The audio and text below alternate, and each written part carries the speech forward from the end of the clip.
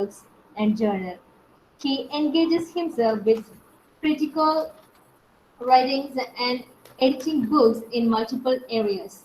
He has edited The Critical Theory and Practice in 21st Century in the year of 2013, Globalization to Globalization, a multidisciplinary perspective in the year of 2015, Literature from Northeast, Critical Responses in the year of 2016, and a poetry collection Nascent Land in the year of 2013.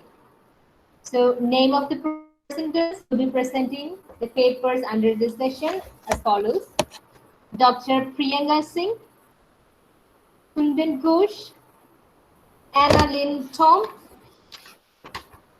Ampu Taranki, and Devashrita Devkar. Now, I would like to hand over the session to Professor Rustom Brahma.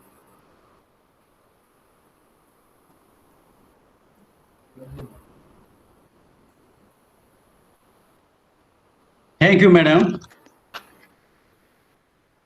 Thank you for your kind introductions.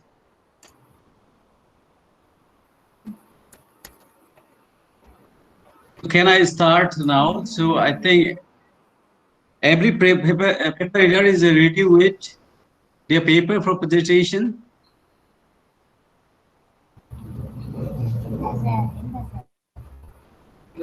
Yes, can you hear me? Yes, sir. Yes, sir. Well, good morning to all. So I welcome all the participants for the first technical session for this 3-day international virtual conference on Indigenous Studies. So this is the first technical sessions given to me to chair. So I welcome all the participants for their virtual presentations. So first of all, I with a good wish to all for their good health for this during this COVID situation. And so with that good wish, then let us start. Let us proceed with our this first technical session. Actually, I do not have a list of all the participants, so I need somebody's help to invite them for their presentation. So since Sure, I sir. do not have the list with me, so I request Madam just to read No to tell issues, the sir. first the paper reader. Yes, sir. So we have Dr. Priyanka Singh, Assistant Professor of English, and she is Yes. from Kurukshetra, Haryana, India. So, Priyanka ma'am, I think you can tell your title yourself. Please unmute and go ahead. Yes. Yes, please. Now the time is yours. Please present yourself. Before I start, I just want to confirm if I'm audible. Am I audible? Yes, yes. Yes, you're audible. Okay. I thank the chair, Dr. Rustom Brahma. Yes. I'm Dr. Priyanka Singh, Assistant Professor in the Department of English at Haryana Mahavidyalaya, Shahabad, Markanda, Kurukshetra, which is in Haryana, India. The paper that I'm presenting shall focus on kissas, raginis, songs, and lokis, which are representation of indigenous culture of Haryana. I would wish to start my presentation with the words of Charles Taylor, who writes, we define our identity always in dialogue with, sometimes in struggle against the things our significant other wants to see in us. Even after we outgrow some of these others, our parents, for instance, and disappear from our lives, the conversation with them continues within us as long as we live. So when Charles Taylor refers to continuity of conversation within us, one is automatically transferred to the capacities of oral history, for it wounds the exact nature of culture that is specific to people of a place and time, and also to the point that one is not dependent on the buildings, medals, coins, treaties, or decrees to know what the living past has been. Understood this way, the oral literature supplied by the common masses is fundamental to one's culture, its making and its writing. It is the very basis of history, especially in societies which use indigenous dialect, Say, for example, like we use Haryanvi in Haryana, which is not formally taught in schools and relies on its sustenance on memory and continuity of oral tradition. I propose to present the oral folk tradition in the form of songs and raginis, kisas and log-geets found in Haryana and popularized by the artists and entertainers as a prospective source of indigenous socio-cultural traditions, beliefs, and aspirations. In Haryana, since time immemorial, the society found ways to serve its own need of entertainment through songs, which we call raginis, dance, which we call here nach, theatrics, that is sung, and singing-based plots that we call kisas. With time, artists from different walks of life elevated the Haryanvi songs and the kisas to a rare art form. In the 1950s to the 1990s, the people of Haryana were captivated by the Ragini and the song singers like Pandit Mangeram, Paleram, Fauji Meher Singh, and more particularly Pandit Lakshmi Chand. He is termed as the Shakespeare of Haryana, to mention a few. A tale through songs, each comprises of a number of raginis, which range from 20 to 35. Added to it was also the brief narrative of the development of the story. A kissa may have historical or mythical base, and the same kissa may be portrayed differently by different artists. For example, the kissa of King Nal has been presented differently by the Sangis, Bansilal and Ali Baksh and Deep Chand. These three Sangis, they presented the same story differently. These folk songs are sites where people experience and express emotions and share memories that are particular not only to a family but the entire community, and transmute the listener to the past, to the culture that is left behind, and find informations of the socio-cultural traditions that have been an integral constituent part of the present, but has lost a wind away in the way of modernization and development. The folk songs in Haryana basically has focused on two major themes that center around the peasants and the women folk. They were composed to fit into different occasions that encircle the life of the indigenous folk, like important sanskars, that is state governments, festivals, religious ceremonies, seasons and occupations, livelihoods too. While all seasons have their importance, Sawan and Fagun have special mentions in the lives of women folk of Haryana. It is in Sawan that is marked with the onset of monsoons. The festival of Tej is celebrated, in which the married women look forward to the gifts sent by her parents. We call those gifts Kotli and Sandara over here. So the songs like Baag mein papiha bolya saman kadne avega, maa ki til behen ka joda, bahu ki jhanjan lavega. So such songs reflect the gifts that all the women look forward to receive on the special occasion, be it a mother, a sister, or a wife. Similarly important is Fagun, that balms the shiver of winters, and songs reflect new life. Dealing between relationship and separation, the Fag celebration is even more special to the married women who look forward to spending time with their husbands and sing songs with other women folk. The Hindu Shastras mention sanskaras or the sacraments from the birth to the death of an individual. Of these, birth and marriage are the two sanskaras that are primarily celebrated in the songs in Haryana. An analysis of the log-geets in Haryana suggests that the birth of son is seen to bring pleasure and jocosity, and his arrival is celebrated with beating brass or the kans, that is bell metal plate, dancing and singing songs. And contrastingly, the birth of the girl child fills the father's heart with piteous feelings, for a birth worries him of the dowry that he would have to give on marriage. The songs centering on the occasion and activities that surround marriage are also divided into two groups, representing the bride and the groom side. However, there are certain traditions like the Bhat invitation. The Bhat invitation is the special invitation that the maternal uncle is given. So the Bhat, the Bantel and the Manda are common to the both sides. So one such Bhat invitation, just one line from that, Ut nai kere meri gate chal, pargal nondal main chali. So this particular song, it points at the Excuse me, Priyanka madam. Excuse me, Priyanka madam. Just try to conclude, because you have only 12 minutes time for your presentation. So please try to conclude. Yes, sir. I have prepared my presentation for exactly 9.5 minutes. This particular song, it points at the important place that the barber holds in the sanskaras that we have over here. Then next, I would like to point that since Haryana is primarily agriculture based, so the hard toil of Haryana women have also been central to the folk songs of the area. So the deplorable condition of peasantry have been often presented in these songs. There is a song like Katak Badiya Mamasai, which describes the pitiable scene of the peasant's house that has bare minimum leftover food to eat, 3 bowls and mere glass, in the name of utensils and broken pot. So the singer is left in tears and he describes the peasant's life that is marred by famines and high taxes and is under constant debt of the money lent, of no money that he could spend on special occasions like Diwali. So nature has not been kind to peasants and the rural folk in general.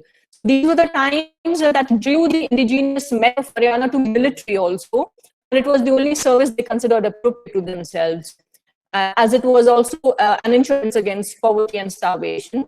So the British were assisted by folk singers like Rai Bahadur Deep Chand, who through their Raganis attracted men for that recruitment. Even Raganis of Fauji Meher Singh, who joined the Jat Regiment of the British Army in 1936 and died at the mere age of 27 in Rangoon.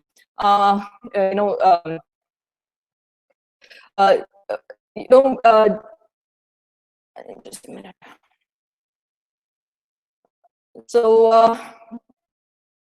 So he died at the age of 27 and fighting for Azad Hind Fauj. So these are unparalleled, in terms where a soldier is torn between his home, his love, and the service for the nation. And all this is witnessed in the indigenous songs of Haryana. Furthermore, the literary art forms also present moral underpinnings, raising its overall purpose beyond mere entertainment and mere history creation. So the composer or the singer communicates to the listener the word of wisdom through his stories with characters that we can familiarize with. One such story like the Kissa Puran Malka, it delves deep into the cause of the ills that corrupted the society. The marriage of the young girl to the old king becomes the cause of not only her attempted infidelity and suffering, but also that of her stepson Puranmal and all those associated. So it presents the idea that the basic law of nature and human instincts need to be understood if social morality is to be kept intact. So the Raganis are full of lessons on philanthropy, charity, truth, and lifelong values. So as the chair had ordered, I would like to come to the concluding remarks. That the behavior of the society, its opinion, its mannerisms, laws and politics, insight into philosophy, all find mention in the folk compositions. These creations belong not to any single person, but to the inhabitants who have created, left it behind, experienced, modified it, and transmitted it to the coming generations. It is a rich heritage from which we can learn, correct, and improve, and also entertain. Thank you so much. With this, I conclude my presentation. Thank you, Priyanka Madam, for your presentation of your paper. So now I would like to invite the next paper reader. Please tell the next presenter. Yes, sir. So next we have Kundan Ghosh. We have that's a paper shared by 3 persons: Kundan Ghosh, Dr. Arnab Das, and Dr. Bidna Kanti Das. Yes, I think Kundan Ghosh is there. I see. Yes, may I audible? Kundan Ghosh, Yes. you are most welcome for your presentation. So you have time for your presentation, 12 minutes. So try to limit yourself within this framework of time. Okay, sir. Yes. Now Yes, platform is yours. yes, I'm Yes. audible. Yes. Yes. And my screen is visible. Yes. Yes. Yes. You Okay. can Yes. share your screen if you want, because I think your voice is Actually, I'm trying from mobile, so I show some pictures. That's why I'm open the screen. all right. Yes. Okay. So very good morning, respected chairperson, Dr. Rustom Verma, and all participants. Today I'm going to present my research article entitled An Ethnographic Study of the Cultural Industry of Sholapit Craft and the Craft People in West Bengal. Before discuss the major findings, we have to know what is Sholapit craft. Sholapit craft is a traditional ritualistic and festival craft of West Bengal. The traditional craft people are known as Malakar. Malakars belong to the Nabashaka group of artisan class, and they are involved in this craft from generation to generation. Malakar belongs to the other backward classes category in West Bengal. Sholapit craft is one of such several Indian crafts undergoing globalization process. When we look at India, craft practice found in East India states like West Bengal and Odisha, Northeast India like in Assam, and South India like Tamil Nadu, Karnataka, and Andhra Pradesh. In West Bengal, it is practiced in almost every district, and there are 2 to 3 clusters present in each district. Main raw material of this craft is Sholapit plant, which is grow in the waterlogged areas like pond, lake, bill, etc. The present Kundam study sir, focuses on the impact. sir, Yes. sir, Yes. you could be little slow. I think your voice is echoing a bit. So if you could be little slow, I think it will be much better. Thank you. Okay. Actually, I want to manage my time. That's why I'm. Yes, Okay. Okay. I understand. Okay. The present study focuses on the impact of the globalization on Sholapit craft and how the Malakars have been coping with the forces generated by it. The study also throws light on the perception of the craft people about the marketing strategies for the promotion of the craft and the global level. The present effort is grounded by the ethnographic approach and methods. All the participants were selected through purposive and convenience sampling. So now we say the indigenous knowledge with this craft. They use some indigenous knowledge in production process. Earlier they used natural colors. It required the indigenous knowledge of extraction of color from vegetables and harvested from roots, leaves, seed, and bark. The color was prepared by the powder of bark of shiuli tree mixed with lime. To preparing red color was boiling the power of jackfruit with water.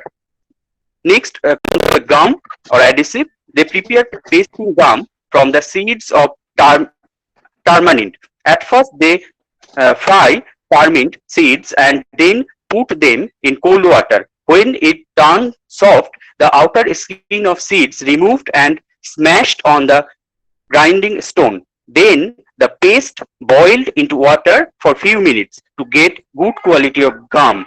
They use gum prepared from moida, that is in English it is called white flour, with tute, that is copper sulfate. At first they mixed white flour into water and boiled it.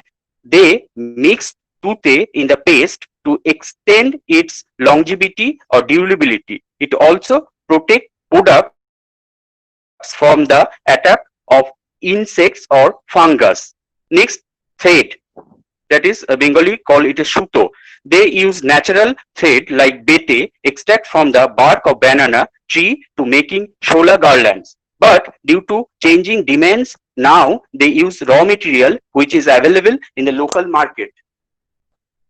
Now come to the tools. They use simple tools. Simple, and all tools are very simple. I show just an example. As for example, they use handmade measuring tools like these. These tools are made from shola wood. They use it instead of formal measuring scale or tape. Now there is a shift of ritualistic product. There is a but now we came to the shift or transformation of shola products. At present, Sholapit craft trying to go beyond the limit of its regional boundary and enter the global market. Due to globalization, traditional shola craft practice have neither remained static nor confined to a particular region or a community. There is a shift of ritualistic product to home decorative product. Craft that were majorly traded within the community as a ritualistic and utilitarian objects with culture-specific symbolic value are gradually being commercialized to suit other needs with little alteration. Craft products have been undergoing change and adopt innovation. It incorporates new motifs, color, size of the product, material, subject matter, and new appearances. The physical change has occurred due to maintain the requirement of the global market demand, and customer choice and taste. The sacred value of the articles are gradually transforming into the secular or commercialized form. The changing value system of the modern society does not make it mandatory for the customer to prefer symbolic motifs, ritualistic and aesthetic value of the products. The customers get ready-made products on the market made by the other community people beside Malakars.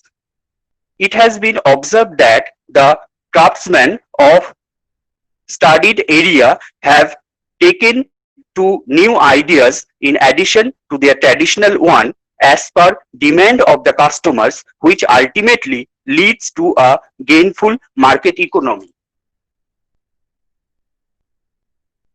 So these are the ritualistic products. There are 30 ritualistic products all over West Bengal are found, and now these are some home decorative common day globalized product. And all the products, according to their typology, movements are differed. That is, in local or regional level, ritualistic products are demand. In national level, both ritualistic and home decorative products are in demand. And in global or international level, home decorative and souvenir products are in demand. Changes in production process is also noticed. Shift of family labor to wage labor is found. Taking order of products and determination of products designed by craftsmen now determined mostly by the customers and the exporters. Transformation of family traditional stylization to new stylistic design. It also designed by sometimes the designers or the Excuse me, Kundan sir. Excuse me, Kundan yes, sir. yes. So sorry to interfere with you. Yes. So actually, your time is already gone. So try to conclude now, sir. Okay. Please Okay. go to So conclusion. I just Yes, please go to conclusion, yes, sir. transformation and family tradition, circulation and dependency among various cluster. So marketing production is also there. At first, dependency among various cluster is there from this organization. There are changes also noticed in case of marketing and finishing of product. At present, the originality of Malakar works is threatened as others community member also involved in this craft. It is difficult for Malakars to protect their own cultural identity. Sholapit craft is not an ethno craft now. Last concluding slide. These are some dependency among the organization staff. So I conclude with this. There is a huge possibility of Sholapit craft, that is chance of promote product and craft cluster by cultural tourism, possibility of high chances of emergence as corporate gift and studio craft, and some recommendation is the need to develop new ideas and regenerate old glory, need to develop more variety of sample of product, assimilation of solar craft with other craft medium, mixing of new design with traditional value of craft, popularized by creating newly designed utilitarian products more and generate awareness among the people. Linkage between craftspeople and contemporary market should establish. Thank you. Thank you, sir. Thank you, Kundan sir. So actually, we will have our interactions after the complete presentations of all paper readers. Now the next paper reader Yes. is there. So I have got the list. So now may I now request Anna Lynn Tom, Assistant Professor, Department of English, the St. Joseph College of Commerce. She's presenting on tribal bodies and literary resistance, a study of indigenous struggle against territorial separation in India. So please, madam. So the virtual platform is yours now. Thank you, sir. Good morning, everyone. I'm Anna. I'm just going to present a PPT, so please let me know if you're able to see it.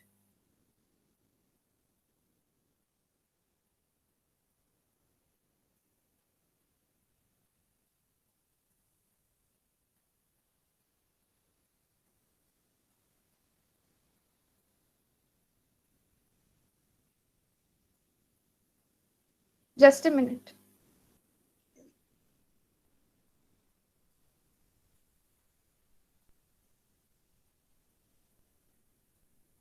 Can you see this? May I know if you are able to see this? It's coming now. It's coming just. Okay. Yeah, it has come. It has come. Okay. Good morning, everyone. My paper is Tribal Bodies and Literary Resistance, a study of indigenous struggle against the territorial separation in India. What I aim to do with this paper is to look at the cultural and conflict comparisons through the three texts of indigenous literatures. Zorami by Malsami Jacob, which focuses on the Mizo tribe, the Adivasi Will Not Dance, which focuses, written by Hansda Sawendra Shekhar, which focuses on the Santal tribe, and Mothers of Manipur by Teresa Raymond, which represents the Meitei tribe of Manipur. There'll be three sections. I'll be looking at life and culture, the land and the struggle for independence, and the loss of life, land, and independence of these tribal cultures. The aim of this study is to examine the central imposition of power which is concentrated toward the territorial expression and the oppression of the tribal bodies, which are victimized and violated. The conclusion of my paper is that the body becomes a site of resistance as expressed in the literary narratives. Therefore, it turns into a bodily literary resistance. The aim or the purpose of this paper is to analyze conflict resolution strategies in these tribal areas, the importance of indigenous cultural expressions, and the case for territorial autonomy. Currently, I'm going to do a comparison of the three different cultures. This is a short story by, these are folk tales by the Mizo culture, where the grandmother is Zorami, and the book is named after the titular character. It also represents the clothes of the Mizo tribe, the food practices of the Mizo tribe, the storytelling cultures of the Mizo tribe. Similarly, you have Hansda Sawendra Shekhar's stories. Just a disclaimer: I'm not going too detailed into the into the cultural representations. There is a lot, but since we have a lack of time, I'm just going to touch upon certain details and move on with the presentation. So in Hansda Sawendra Shekhar's stories, one of the stories is They Eat Meat. It talks about the cultural, food cultures of the Santal tribe and the kind of caste discrimination they face when they move away from the Santal spaces, right? And they also talk about how their traditional art and culture, which has mural paintings, Santal paintings, the dance, and all of those things are endangered by the territorial occupation through the central businesses. Coming on to Mothers of Manipur, Teresa Raymond is a journalist, and she's interviewing these Imas who conducted the naked protest in front of the Kangla fort. And the mothers also talk about the culture of the Manipuri traditions, one of which is the Iromba rice and fish curry. And they also talk about music, dance, and theater. And this is a scene from Kanaya Lal's theater adaptation of Draupadi. And this has resonations even with the protest that was held, so which is why I have highlighted it. The second section is the indigenous struggle for the territorial independence. This is a little bit of history of all of these stories and the way in which these stories represent the indigenous struggle for the territorial independence. In Mizoram, Zorami's story happens in the background of the Mizo Liberation Front, which was formed by Pul Aldenga. He was an army man who converted to politics, and the reason why they wanted territorial separation from India was because there was a famine in Mizoram, and they asked compensation from the Indian government, which refused to help them out and did not allow the neighboring countries also to help them. Therefore, they insisted on territorial separation. But this was considered an act of terrorism, and the Indian National Army was deployed. The Azam Rifles were deployed, and there was a internal civil war in Mizoram. Then we have, in the case of the Santal tribes, these are news articles that come very often in the paper, right? So if you could read this, out of the 151 projects, 39 are lined up in the districts of Santal Pargana region, mostly rice mills, apparel manufacturing units, cold storages, and food processing units. In addition to this, there is the Rajmohan coal power plant, which displaced millions of Santal tribal people from their Santal Parganas, leaving them unemployed and foraging for food and water. Coming on, there is and also destroyed their dancing grounds. Coming on to the third book, which is Mothers of Manipur. There was a tribal rift between the Naga, Meitei, and the Kiko tribes. And which is why when Naga tribe was supposed to become a state, there was a lot of uprising, and this influenced the Manipuri territory, and therefore the Assam Rifles was again deployed over here, with very serious consequences to women and children of those areas. Let's move on to understand the conflict comparisons. If we were looking at the Mizo National Front and the war with the Assam Rifles won the war. However, many girl children were raped in the process.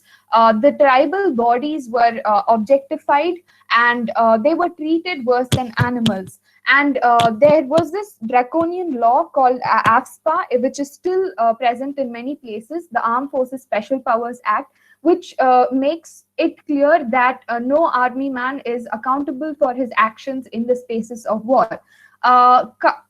Coming on to Adivasi will not dance, we had, and in Zorami, just one more point, in Zorami herself was raped as a child by the Assam Rifles, army men, and that is a trauma that she's trying to overcome. In Adivasi Will Not Dance, there is the inauguration of a coal power plant, and the titular story talks about how Mangal Murmu, the Santal head, he refuses to dance, and he also talks about the different kinds of problems they are undergoing. Women are subjected to prostitution. There is measly compensation from the government. The people are forced to steal coal from the go downs and sell them for food and water facilities, and they refuse to dance. That is the idea of the Adivasi will not dance, or the Adivasi nahi nachenge. And the resistance is from the body. In the third novel, we have the story of Tangja Manorama. The 12 Imas, or the Mira Paibas, they are the mothers, the 12 mothers of Manipur, who decide to protest against the Indian Army's rape and murder of Tangja Manorama. You can read it. Tangja Manorama was picked up by the 17th Assam Rifles, and in the middle of the night, and found raped and murdered the next day. Her death led to widespread protests in Manipur and Delhi. But because the army in Manipur was protected under ASPA, she was denied justice. It's been 13 years and she still awaits justice. So the Mothers of Manipur is the idea of protesting against this kind of an act.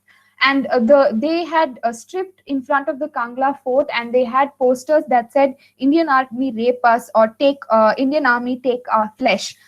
This again has connotations with the act of Draupadi's bodily resistance. Now coming on to the theorizing part, the idea of tribal literatures. Sukhdev Thorat, in the self-reflexive examination of the fourth world, says that the fourth world, or the people who belong to Dalit and tribal communities in the developed countries, in the developing countries of the world, are wronged by their governments. We have already seen that in 3 of our texts. Arundhati Roy, in The Shape of the Beast, emphasizes on the importance of the lived experience. All our 3 texts are reflections of lived experience, are based on real events that have happened to people from these areas, and reflect actual historical, political uprisings in these territorial areas. Tribal literature as lived experience in our text. Excuse me, no, madam. So try Yes. to conclude now. Yes, Can sir. you complete, Just please? 1 minute, sir. Just 1 minute. One more slide and Okay. I'm done. Yeah. Okay. Yes, yes. Thank you, sir. Tribal literature as lived experience becomes a form of protest and representation of the indigenous cultural and social identities. Therefore, there is a potential for resistance within these narratives. The image that you see is a scene from Draupadi, where Draupadi, short story by Mahashweta Devi, where she confronts the man who orders her rape with her naked, bleeding body. My conclusion is that Foucault on body and power says that the individual is not a pre-given entity which is seized by the exercise of power. The individual with identity and characteristics is a product of a relation of power exercised over bodies, multiplicities, movements, desires, and forces. We see this in our texts. Zorami, Manorama, Tangjam Manorama, and the 12 Imas, Mangal Murmu and his Santal community of dancers. In every one of them, the body becomes a site of resistance and it is connected to the territories and reflect that separation. The body of the tribal people is thus an extension of their land, and in resistance, they become sites of subverting the very power inflicted upon them. When the literature and reflects the survival of life and culture, and it demands territorial separation and autonomy. These sentiments are also reflected in C.K. Janu, who asks for protest of the tribal to demand for the territory, and Medha Patkar, who says it's the tribal person's right for land and culture. Thus, tribal bodies in the indigenous struggle for territorial representation in these narratives transform into bodily literary resistance. Thank you all. This is my paper. Thank you. Thank you, Anna Madam, for your the beautiful presentation. So next, may I call upon the Ampu Terampi. Ampu Terampi, PhD Scholar, Center for Folklore Culture Studies, Schools of Social Science, University of Hyderabad. So she is presenting Somankan interpreting Karbi festivals of life and death. So I welcome Ampu for presentation. Yes, Ampu, are you online?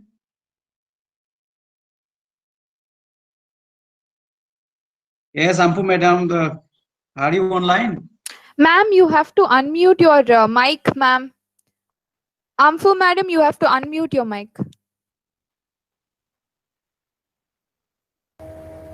Yeah, good morning. Now can everyone can hear? Yes, yes, ma'am. Yes, ma'am. Yeah. So I'm Amputirangpi. Good morning to everyone. Interpreting Karbi Festival of Life and Death. So I will just go through my paper. So the Karbi, generally known as Arling, literally a man or human, is one of the major ethnic group of Northeast India. They live in the hilly district of Karbi Anglong, Assam. They are also found across other districts in Assam. Besides Assam, they are also found in another part of the Northeast India like Meghalaya and Arunachal Pradesh. They are believed to be one of the earliest migrants from Central Asia through the great mountain range of the Himalayas to western China near the Yangtze River and Wanghu River. Excuse me, Madam, can you please be a little bit slow? Okay, sir. Okay, thank you. Thank Yeah. Through these places, they came down the course of Brahmaputra, the Chinbin and Irrawaddy River in Burma, and entered to northeast India. Racially, they belong to the Mongoloid group, and linguistically, they belong to the Tibeto-Burman group, which come under the Sinito-Burman family of languages. Karbi are basically an agrarian tribe, and they practice both chum cultivation as well as wetland cultivation. Chum cultivation is practiced in the season of spring from March to May, whereas wetland is practiced in the season of monsoon, which starts from June till the middle of September. They are expert in wood carving and bamboo craft, especially by the men, and textile weaving by the women. According to their social structure, the Karbis have 5 exogamous clans called Nokhum. These are Lizang, Hanzang, Izang, Kronzang, and Tunzang. Each clan is further divided into sub-clans. The Karbi traditional and social administration is led by the chief, known as Lingdokpo King, along with the Pimpos, members of King's cabinet, and the Habib, the regional chief under the king. Each habe has its own territory. The village has to be looked after by the wrong thirty. The village hackmen. The Kurds have a very distinct traditions and culture. They have a very rich traditions of folklore. These folklores have survived for a long time through oral transmission. Baptist missionaries introduced writing in Kurdi language using Roman script, but only in recent times have the Kurds started recording their folklore in written format. The Kurds follow their traditional religion called Aranban, which are vernacular beliefs and practices. The Kurdi rituals and practices are associated with their religious beliefs and their harvesting season. Most of their festivities and communal festivals. Some festivals celebrated by the Kurds are the Romker for the well-being of the villagers, the Chujun worshipping of the household deity and ancestor spirits, and the Chomonkan funeral festival. There are also some rituals practiced that are not communal in nature, like the Chirim Kamduk ancestor worship. They have a very rich well of their folklore, such as in oral literature, sometimes called verbal art or expressive literature. They are found in their origin myth Keplang. Folk songs are folk poetry, folk tales, proverbs, riddles, fairy tales, chants, lament songs, etc. They are also found in their physical folk life, generally called material culture. We can also look in their traditional architecture, textile weaving, wood carving and basketry, food furniture and practices of religious rituals. They also have a rich traditions of performing folk art such as traditional music, dance, and drama. Among these all, we see that one of their most important performing folk art is the Chomonkan festival. Chomonkan, also called Chomkan or Kari, is a funeral festival which is the festival of life and death practiced by the Kurds. It is believed to be a tradition taught by a mythical character known as Kireng Wangreng, dead alive come alive, who travels between the two worlds of the dead and living with equal ease. According to the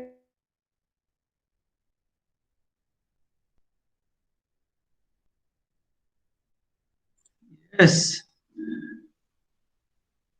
Yes, madam, you are out of your audio. You are not audible. Excuse me, madam. Yes, Terangpi, madam, you are not audible. I think there may be a network problem. So she is out of connection. I request organizers to please contact the paper presenter.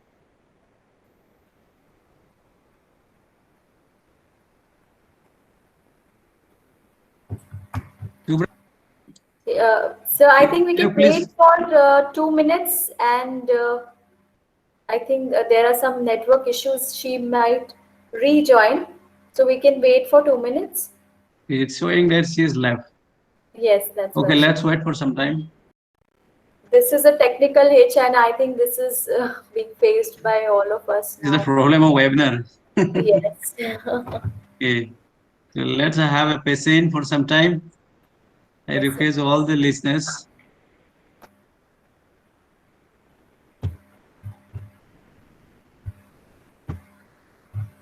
Is our next presenter ready? Hello, can you hear me? Yes. Yeah, I'm ready. I'll be presenting a slideshow. So should I share the screen now? I think we should. I think. Just a minute. Let's wait for Absolutely. Yes. Sure. Terangpi madam for a minute. After Sure. 1 minute, I will invite you. Absolutely.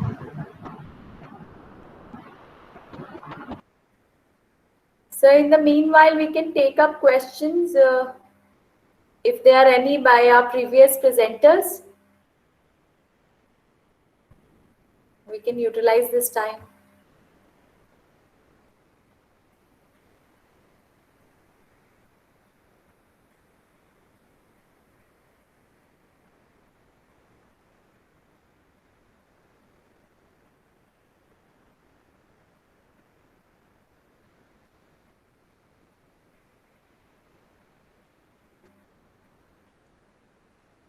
Terangpi madam's contact number is not with you, Subra madam. No, sir. It's with Regin, sir, and he's contacting. Okay. So we have a next paper reader, Devosrita Dev, Yeah. doctoral scholar, Department of Politics, University of Otago, New Zealand. So she is presenting the contentious politics of indigeneity in Assam. So I request Devosrita Madam to present her paper. So please, the virtual platform is yours, madam. Yeah, sir. Please Can you see present. my? Yeah, can you see my slides? No, not yet. Oh, just a second, sir. Just a second. Click the presentation. Yeah, is it visible now? No, not yet, madam.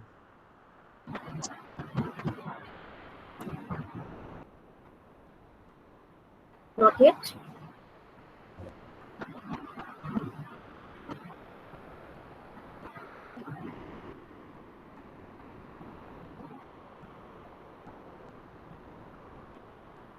Should I begin? Is it visible now?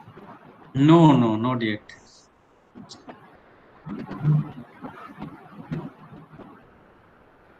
I'm so sorry for the technical glitch. I'm just so sorry. You can go for oral presentation, madam, if it is Okay. possible. Okay. I'm beginning the oral presentation. In the meantime, if the screen sharing is possible, I'm keeping the please. camera off because of There net is an fluctuation. option of screen sharing. If you see, have you clicked that?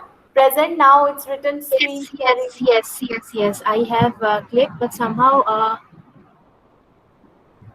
yes, I have given entire screen, but somehow it's not visible. I don't know No why. issue. Maybe there is a technical problem, madam. The technical issue may be there. So So I please begin. orally present your paper. Yeah. Because the So- time will not wait for us. Yeah. The title of Please. my paper is The Contentious Politics of Indigeneity in Assam. So a very good morning to the esteemed chairperson of the session, all my fellow presenters and participants. The title of the paper is The Contentious Politics of Indigeneity in Assam, wherein in the next couple of minutes, I shall briefly attempt to show the dark side of indigeneity in the context of Assam, in terms of how indigeneity, if misappropriated, often reiterates the colonial world order of subjugation and domination, thus replacing one kind of tyranny with the other. So to begin with, a background check, Assam has always been a place of migration and mixing, and hence it is an ethnically heterogeneous territory. Indigeneity in Assam is understood through the multiple axes of language, culture, and descent. A majority of the population live in the Brahmaputra Valley in the state of Assam, and approximately 60% of them speak Assamese and roughly 20% speak Bengali. Besides these two largest ethno-linguistic groups, there are a number of ethnic minorities and indigenous peoples speaking their own languages like the Boro, Rabha, Mising, Karbi, amongst others. In the absence of any official recognition in India, where indigenous has become synonymous to the status of Adivasis, it is generally used to refer to groups classified under the Indian Constitution as scheduled tribes and people who assign to themselves the claim as the first inhabitants of India. Similarly, in Assam, in the absence of any legally sanctioned regional characterization of indigeneity and indigenous community, there is a continuous debate as to who is an indigenous and who is not. The Assamese community, however, identify themselves as the Khilonjias or the sons of the soil based on the glorification of their history, heroes, symbols, culture, and identity at the expense of the others. And in the process, through a language game of othering, have created the image of the Bengali community in Assam as the outsiders who are often left out or silenced by the predominantly legalistic, rights-based language of indigenous activism in the state of Assam. Now to move on, what exactly is the politics of indigeneity? We begin from the post-independence era. The various divisive and exclusivist policies adopted by the dominant Assamese community in the post-independence period led to the feeling of insecurity and alienation amongst the minority communities communities in the groups of the state like the Dimasas, the Karbis, the Boros, etc. It began with a move to create Assam for the Assamese, a homeland for their language, initiated in 1947 by the then Chief Minister of Assam, Sri Gopinath Bordoloi, through relentless strides towards homogenization and the forceful assertion of the minorities, forceful assertion of identities upon the minorities, leading to the aggravation of the colonial ethnic cleavage. The introduction of the official language bill on October 10, 1960, which tried to enforce Assamese as the only official language across Assam by the state government, followed by the decision of the government of Assam, taken on 1972, which imposed Assamese as the sole medium of instruction in university and secondary levels of education, the decisions of the All Assam Students' Union, which tried to do away with the reservation and privilege hitherto enjoyed by the tribals and students belonging to scheduled tribes in the Hill District, widened the ethnic cleavage and threatened the linguistic identity of the minorities. In fact, the desire of the Assamese to create a Lebensraum for an exclusive ethnic homeland by driving out the others created the politics of indigeneity in the state. The underlying theme of all these advocacies has been the assertion of the Assamese indigeneity in particular. The antagonism towards the non-Assamese, particularly the Bengalis, bracketed as the Bangladeshis and outsiders in Assam, in the backdrop of the problem of illegal immigration, fueled by the multiple factors including lack of intergroup trust, cultural differences, have found their expression through the claims of indigenous rights and also led to violent outbreaks against the Bengalis, beginning with the Bongal Kheda, or a movement to overthrow the Bengalis during the 1950s and 60s. Bongal was an Assamese word for Bengalis. Bengalis settled in the Brahmaputra Valley in this period were mercilessly killed and several hundreds were rendered homeless. And a massive displacement of the Bengalis happened from Assam to West Bengal and other parts of Northeast. The trends of exclusionary indigenous politics and violence on others continued well during the 1970s and 80s during the Assam movement, a largely ethnic and identity-based movement which notions of indigeneity and the demand for detecting and deporting the immigrants from Assam. However, the social base of the movement narrowed down primarily due to the vociferous assertion of the Assamese linguistic paradigm, and scholars like Ibu Sanjeev Garg, Amolendu Guho have stated that the movement displayed an exclusionary character, thus failing to embrace within its fold the tribal ethnic communities of the state. The outright assertion of the Assamese identity also resulted in the birth of a growing sense of alienation and exclusion amongst the plain and hill tribes of the state, including the Boros, as they began to increasingly identify themselves as outside the movement. They also wanted education of their children through their mother tongues at the school stage. And Amolendu Guho notes that seeing that the movement is not sympathetic to these demands, they are now increasingly turning hostile to it. Ibu Sanjeev Garg notes that the movement assumed a kind of linguistic chauvinism by trying to incorporate only the Assamese-speaking population as the victims of illegal immigration and the resultant need to save the Assamese identity in particular. In fact, the Boro movement drew its sources from the ostensible feeling of discrimination, neglect, alienation, deprivation, and injustice experienced by this community in the state. The issue of land alienation, marginalization, faced from the mainstream and dominant community in Assam and the prolonged socio-economic backwardness due to the stepmotherly treatment of the state has been the main driving factor of the movement. Much of the violence in Assam over the years has been tied to the questions of indigeneity, identity, sovereignty, and social distinction.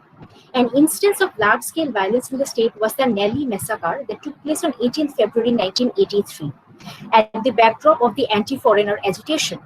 The perpetrators of the movement argued that this was to secure the rights of the indigenous population in the state, which was projected to be endangered by the alleged land grabbing by the migrants. It was also claimed that the migrants were becoming a large vote bank. However, the concerns to safeguard the indigeneity resulted in viewing the Muslim community and anyone with ancestry in East Bengal settled in Assam with suspicion. These communities were projected as common enemies. The Nellie Massacre was a product of such indigenous politics, as close to several thousand Muslims were killed in Nellie in a matter of hours with machetes and country-made guns. The massacre still remains one of the darkest days in Assam.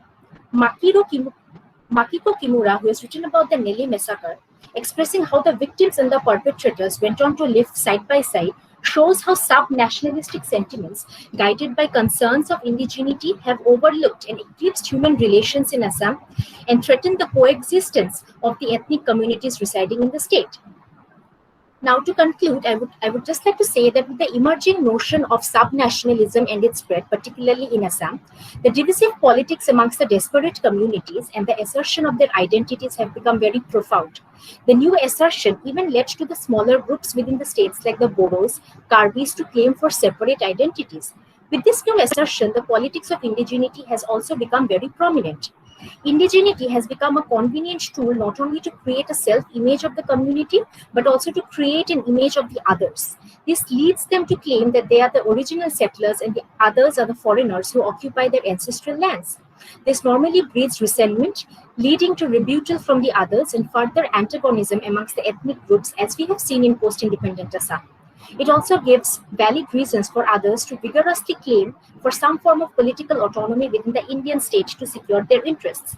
Thus, the question of indigeneity in Assam is about creating and securing a political space for self-determination. The tacit attempts by the Assamese nationalists for an exclusive ethnic homeland from shared spaces were driving out others since the early decades of the Indian independence were responsible for the emergence of the politics of indigeneity in the state. In this discourse, each group Excuse me, Devastrita madam, excuse me, can you please wind up? Yes, sir. Yes, please conclude. Yes, sir. Just 2 minutes. I'm almost done. Yes. In this discourse, each group engages in representing themselves as indigenous with a clear intention of either to clean sweep the remnants of the other minorities or to preserve the territorial integrity of the state. Time and again, different forces in Assam have brought different groups in the state to spurn against each other. As B.G. Carlson points out, political mobilization based on indigenousness is most likely to prove disastrous or result in undesirable consequences. Such politics might lead to ethnic conflict or pit the different marginalized groups against one another. To ensure peace in Assam, the troubled periphery, it is essential that the societal dynamics of the state is reframed in a way that the multi-ethnic character and diverse history of the state are acknowledged by the dominant groups and the political players of the state, rather than aiming to create a homogeneous Assam as indigeneity is narrowly defined identity by the dominant groups, thus falling into a trap of majoritarianism that aims at suppressing the rights of the minorities. It should rather aim at respecting and allowing the acceptance of difference, accommodation and assimilation of its diverse population, and protecting the diverse cultures and ways of life in tune with the ethos of the Indian ideal of unity and diversity. As Tanya Murali cautions, that indigenous rights movement needs to place greater emphasis on the issues of pluralism, social justice and bonds formed through social practices of habitation and association. Thank you. Thank you for giving me a patient hearing. Thank you. Thank you, Devasita madam, for your wonderful presentations. Now, if Madam Therapy is online, can I invite her for a presentation once again? Therapy madam, are you online? Space. Therapy madam, are you online? So if you are online, please present your paper once again.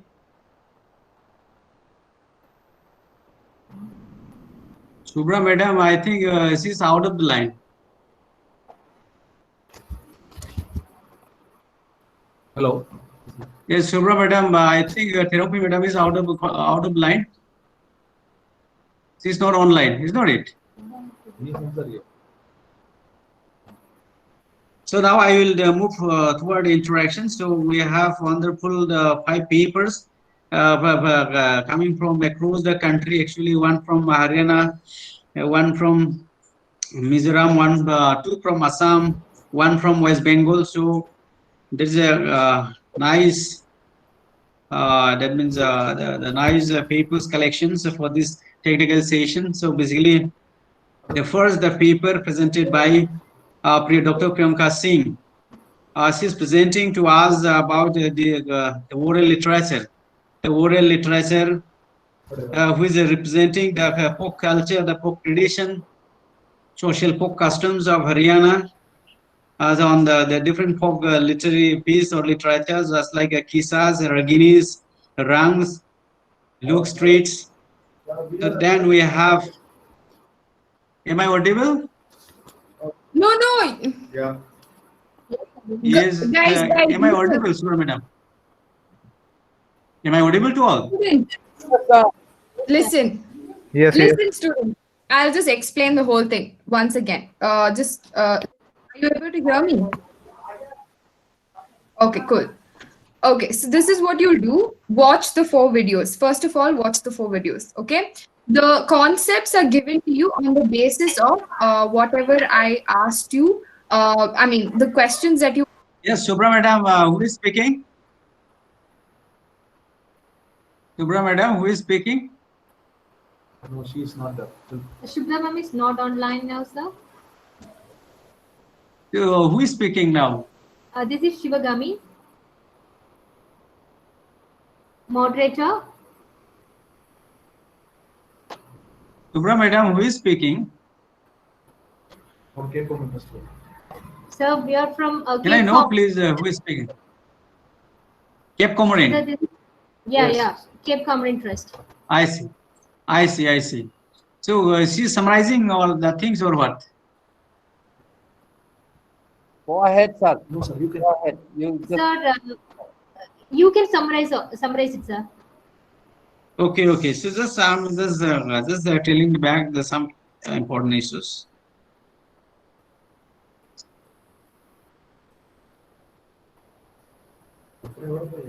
So next paper we had by Kundan Ghosh, assistant professor, the Department of Anthropology, Mohin Sandal Girls College, Purbo, Midnapur, on an ethnographic study of the culture industry of Sholapit, Crave and Crave peoples in West Bengal.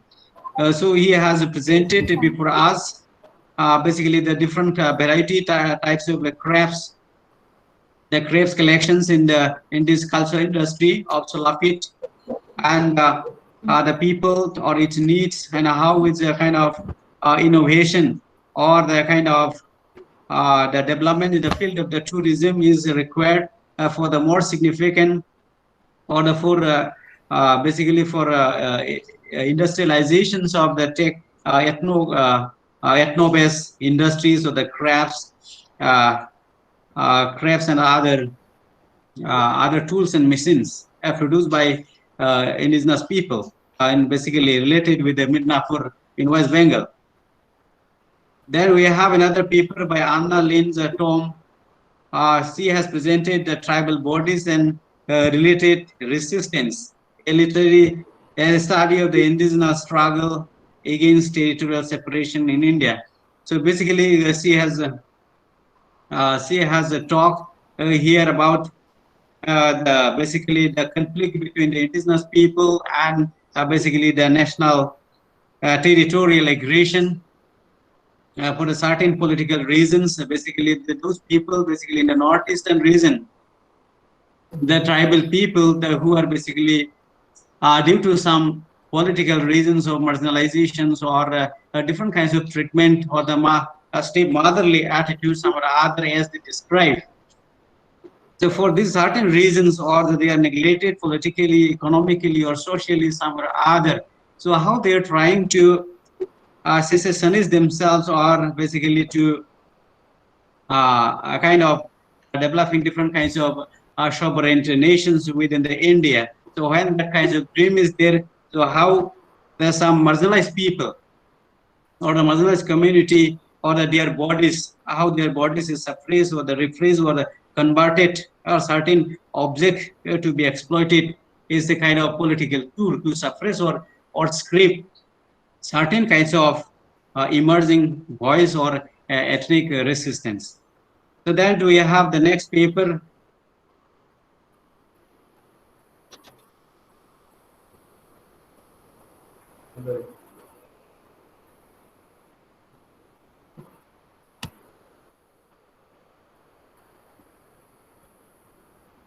We have a next paper by Ampu Tarampi.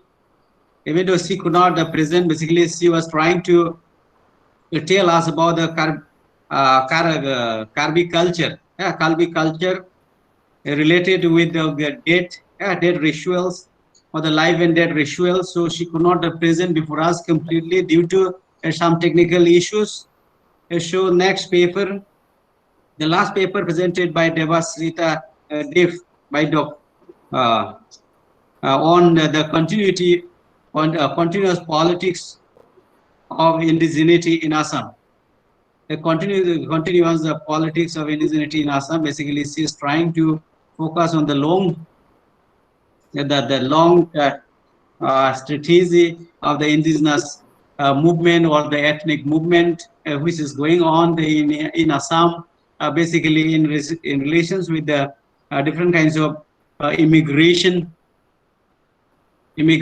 or different kinds of ethnic conflict created by the people coming from the other and settling here, and how does the ethnic people or the local people or indigenous people, how they are outnumbered by the immigrants in that context. So how different kinds of indigenous politics has been going on for since 80s, and for that reason different ethnic communities of Assam, they're trying for their own assertion, for own determination, political determinations, or their own identity, for their cultural or linguistic survivals, or for different political entities. So somewhere or other that politics is still going on in Assam.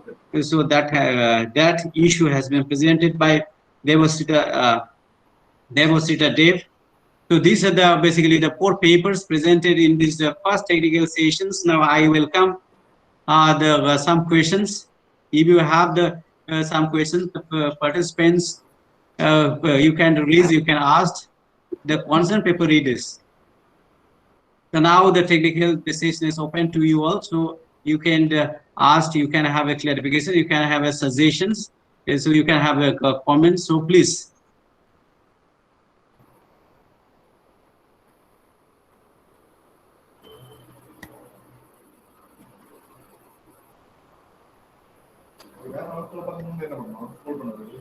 Is there any questions?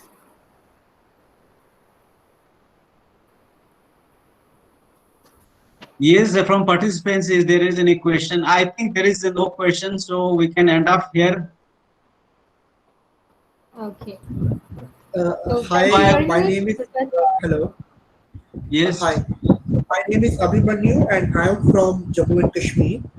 And I don't have any question, but I would like to comment on Dr. Priyanka Singh's paper, the first dissenter. Yes. I just want to add up one thing, that I am also doing a very similar study on the oral traditions of the Dogra region of Jammu, which include Kangra, parts of Himachal Pradesh, and the Jammu region. So we have lots to do together, and I'm looking forward to catch up with Priyanka sometime, and we can have a good discussion about it. Congratulations, Priyanka. Your paper was very helpful to me, and it has indeed helped me to develop an insight in my work also. Thank you. Yeah, sure. Thank you so much, Abhinav. Anybody else?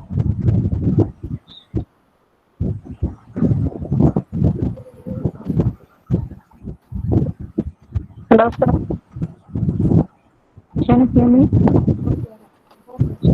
Yes, any more question? Can you hear me? Yes, you can hear, please. Sir, I'm Shamli from Kerala. So shall I ask a question to Anna? Yes, ma'am, please do. So Anna, how do you substantiate that the Manipuri Adivasi women are the true subalterns? I'm sorry, I didn't get your question. I'll repeat once again. Yeah. How will you substantiate that Manipuri Adivasi women are the true subalterns? Okay. Actually, your paper is discussing about Adivasi tradition. Yes, yes. So, how do you substantiate that the Adivasi women are the true subalterns? So, okay. Interested in subaltern studies? Okay. Okay, let her answer, please. Yes, yes. So the idea of the subaltern is somebody who is oppressed by a dominant culture, and the subaltern person's history and culture is erased and is silenced and is oppressed by a dominant culture.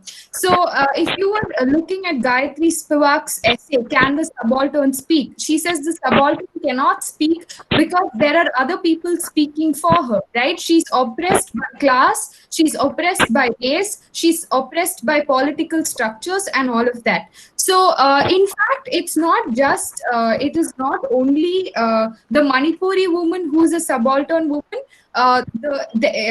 In fact, all the three tribal cultures that I represented in my paper, the Santals, the Manipuri, as well as the Mizo tribes are part of the subaltern because they are the oppressed cultures. These people are marginalized. There is an encroachment upon their territories as well as their cultures. So it's a geographical oppression as well as a political oppression upon these people, right? So the tribes and Dalits are part of the subaltern of India. Does that answer your question? Yeah, okay, ma'am. Thank you. So I'll ask you one more question. Yes, please do. So can you say that a working woman is a subaltern?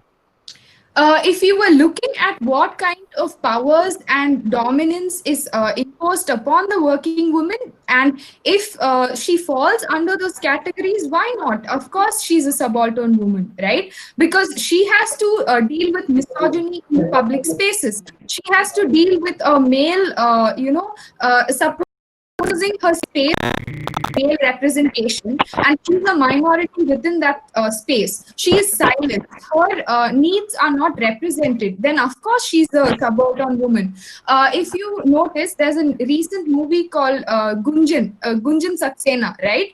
I would say that Gunjan Saxena is a subaltern woman in the space that she joined. When she says, I want to use the ladies' washroom, the man says, no, we don't have a ladies' washroom because this is not a space for the lady. Why cannot she be a subaltern in that space? So I think it's contextual, and you need to sort of look at the parameters of power that are acting out over there, and then we need to make a conclusion like that. Yeah. So. Okay. Thank you, ma'am. Thank you for your cooperation. Thank you. Thank you, Anna Madam. So let us wind up here. Thank So I congratulate all the paper presenters. So their papers are basically resource-based papers. So I congratulate them. So I hope that their papers will be edited, moderated, and it will be published in the anthology which Comorin is going to publish. So once again, I thank all the paper presenters and the participants who have participated in this first technical sessions of this webinar on Indigenous Studies. Thank you all. Thank you all. Wish you a nice day and a happy health during this COVID situation. Thank you.